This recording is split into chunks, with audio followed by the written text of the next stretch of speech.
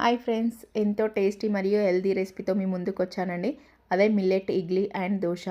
ఇవైతే టేస్ట్ చాలా బాగున్నాయి. ఇంకా ఇడ్లీ అయితే చాలా సాఫ్ట్గా స్మూత్గా వచ్చింది. దోశ చాలా బాగుంది. వీటి కోసం నేను ఒక కప్పు రాగులు, ఒక కప్పు జొన్నలు, ఒక కప్పు బియ్యం, ఒక కప్పు బ్రౌన్ రైస్, ఒక కప్పు మినప్పప్పు, ఇంకొక స్పూన్ మెంతులు అయితే తీసుకున్నాను. మనం తీసుకున్న మిల్లెట్స్ అన్ని ఒక 4-5 టైమ్స్ మంచిగా వాష్ చేసుకోవాలండి.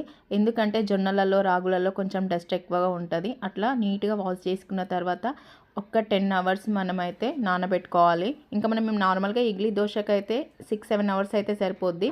ఇంకా జొన్నలు రాగులు కాబట్టి ఇంకా టైం పడుతుంది. మనం ఈ మిల్లెట్స్కి అయితే ఒక 10 అవర్స్ నానబెట్టుకుంటే సరిపోద్ది. టేస్ట్ కానీ చాలా బాగా వస్తాయి. 10 అవర్స్లో ఇవి మంచిగా నానిపోతాయి. 10 అవర్స్ తర్వాత నేనైతే మిక్సీకి పట్టుకున్నానండి.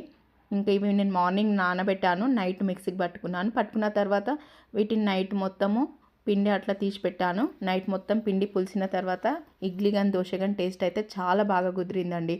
ఒక్కసారి నేను చెప్పిన విధంగా అయితే మీరు చేసుకోండి, టేస్ట్ అయితే చాలా బాగుంటుంది. పిండిని అయితే ఈ విధంగా స్మూత్గా మిక్సీకి పట్టుకోవాలండి. ఇట్లా పట్టుకున్న పిండిని మనము ఇదే పిండితో ఇడ్లీ చేసుకోవచ్చు, దోశ చేసుకోవచ్చు.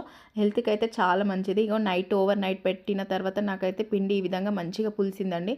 ఇట్లా పులిసిన పిండిలో కొంచెం సాల్ట్ వేసుకొని ఈ పిండితోటి ఇడ్లీ కానీ దోశ కానీ ఏదైనా చేసుకోవచ్చు. నేనైతే ఇడ్లీ దోశ రెండు చేసి చూపించానండి. మీరు ఒకసారి ఈ విధంగా ట్రై చేయండి.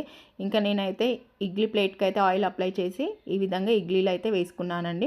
ఒక 5 మినిట్స్లో మనకి ఇడ్లీలు అయితే రెడీ అయిపోతాయి. ఇడ్లీలు అయితే చాలా స్మూత్గా అయితే దూదిలాగా అయితే వచ్చాయండి. చెప్పడం కాదు, ఒకసారి మీరు ట్రై చేయండి, చాలా బాగా కుదిరినాయి. ఇంకా ఇందులో ఈ రెసిపీలో అయితే మీకు కావాల్సిన మిల్లెట్స్ అయితే యాడ్ చేసుకోవచ్చు. నేనైతే ఇంకా రాగులు, జొన్నలు, బ్రౌన్ రైస్, మినప్పప్పు, వైట్ రైస్ యాడ్ చేశానండి. ఇంకా మీరు కావాల్సిన ఇంకా కొర్రలు, సజ్జలు, ఇంకా అలాంటి మిల్లెట్స్ ఏవైనా యాడ్ చేసుకోవచ్చు. టేస్ట్ అయితే చాలా బాగా వస్తుంది. నెక్స్ట్ అయితే దోశల ప్రిపరేషన్ కోసం మనం పొయ్యి పైన పెనం పెట్టి కొంచెం హీట్ అయిన తర్వాత కొంచెం వాటర్ అప్లై చేసుకొని దాన్ని అయితే క్లీన్ చేసుకోవాలి. మరి తర్వాత కొంచెం ఆయిల్తో క్లీన్ చేసుకుంటే దోశలు అనేది మనకు మంచిగా వస్తుంది.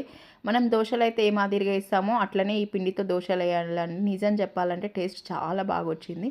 ఒక్కసారి మీరు ట్రై చేయండి ఇంట్లో. ఇంకా ఇడ్లీలు దోశలు హెల్త్ పరంగా మంచిది. చాలామందికి ఇప్పుడు ఉన్న ఈ జనరేషన్లో హెల్త్ ప్రాబ్లమ్స్ చాలా ఉన్నాయి. ఈ విధంగా చేసుకొని తినండి, టేస్ట్ అయితే చాలా బాగుంటుంది. ఈ వీడియో అయితే మీకు నచ్చిందని అనుకుంటున్నాను.